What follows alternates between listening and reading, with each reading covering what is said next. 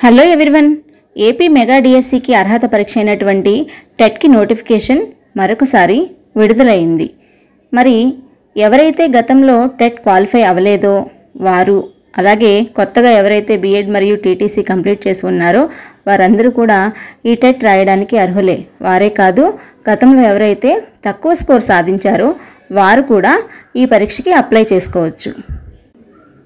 TET షెడ్యూల్ని కనుక పరిశీలించినట్లయితే fee చెల్లింపుకి July 3వ తేదీ నుండి 16వ తేదీ వరకు సమయం ఉంది. అలాగే ఆన్లైన్లో దరఖాస్తు చేసుకోవడం కోసం జూలై 4వ తేదీ నుండి జూలై 17వ తేదీ వరకు సమయం ఉంది. మరి జూలై 16వ తేదీ నుండి ఆన్లైన్లో మార్క్ టెస్టులు కూడా అందుబాటులోకి వస్తాయి. టెట్కి సంబంధించిన హాల్ టికెట్స్ డౌన్లోడ్ జూలై 25వ తేదీ నుంచి మొదలు కానుంది. అలాగే పరీక్షలు వచ్చేసి ఆగస్టు 5వ తేదీ నుండి 20వ తేదీ వరకు రోజుకి 2 సెషన్స్లో నిర్వహించనున్నారు. ఎగ్జామ్కి సంబంధించినటువంటి ప్రొవిజనల్కి ఆగస్టు 10వ తేదీన రిలీజ్ చేస్తారు.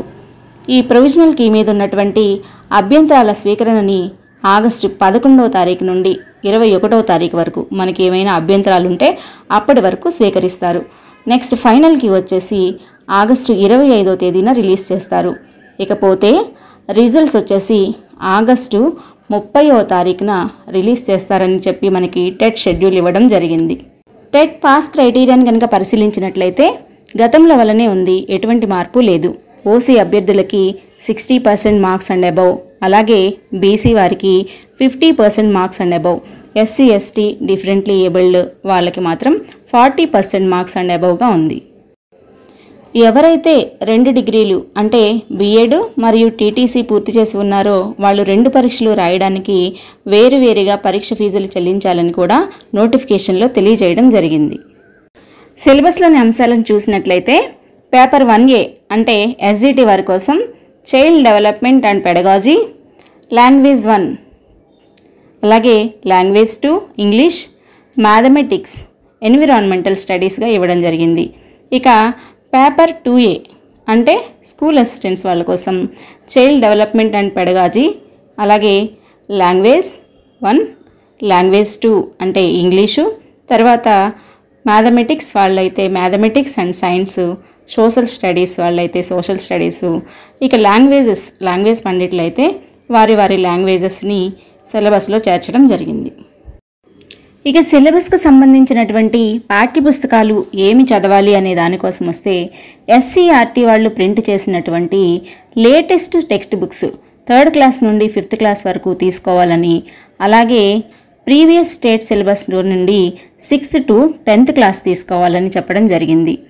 అయితే ఇక్కడ మరొక విషయం కూడా ప్రస్తావించారు. Present bilingual text books of class 6th to 9th may be followed అన్నారు. ఎందుకంటే ప్రజెంట్ స్టేట్ సిలబస్ని కూడా చదవమని చెప్తున్నారు. అంటే మనం ఫాలో అవ్వాల్సింది కొత్త సిలబసే, మొత్తం కూడా పాత సిలబస్ని అనుసంధానం చేసుకుంటూ 6వ తరగతి నుండి 10వ తరగతి వరకు పాత పాఠ్యపుస్తకాలను కూడా రిఫర్ చేసుకుంటూ కొత్త బైలింగ్వల్ టెక్స్ట్ బుక్స్ని కూడా తీసుకొని చదవాల్సిన అవసరం ఉంది.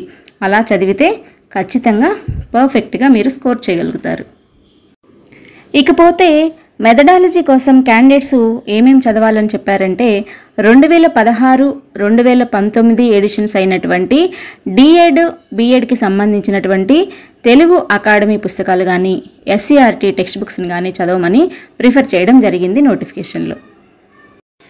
మొత్తం మీద చూస్తే మనకిప్పుడు ప్రిపేర్ అవ్వడానికి న్యూ టెక్స్ట్ బుక్స్ అవసరం ఎంతైనా ఉంది. ఇప్పటికిప్పుడు న్యూ టెక్స్ట్ బుక్స్ ఎక్కడ దొరుకుతాయి అని ఆందోళన పడకుండా csc.ap.gov.in సైట్లో నుండి చక్కగా టెక్స్ట్ బుక్స్ అన్నీ డౌన్లోడ్ చేసుకోండి. మీకు సమయము ఆదా అవుతుంది. డౌన్లోడ్ చేసుకుని వాటిని ప్రింట్అవుట్ తీసుకొని ఈరోజే చదవటం స్టార్ట్ చేసేయండి. గతంలో టెట్ క్వాలిఫై అయిన వారు కూడా సమయం తక్కువగా ఉంది కాబట్టి రాయాలా వద్దా అనే కన్ఫ్యూజన్ని వీడి ఎలా అయినా మీ ప్రిపరేషన్ డిఎస్సికి కూడా ఉపయోగపడుతుంది కాబట్టి చక్కగా ప్రిపేర్ అయ్యి మీరు కూడా టెట్ ఎగ్జామ్ రాయండి, మంచి స్కోర్ సాధించండి. అందరికీ ఆల్ ద బెస్ట్. అలాగే ఇలాంటి మరిన్ని వీడియోస్ కోసం నా ఛానల్ని లైక్ చేసి, షేర్ చేసి, సబ్స్క్రైబ్ చేయడం మర్చిపోకండి.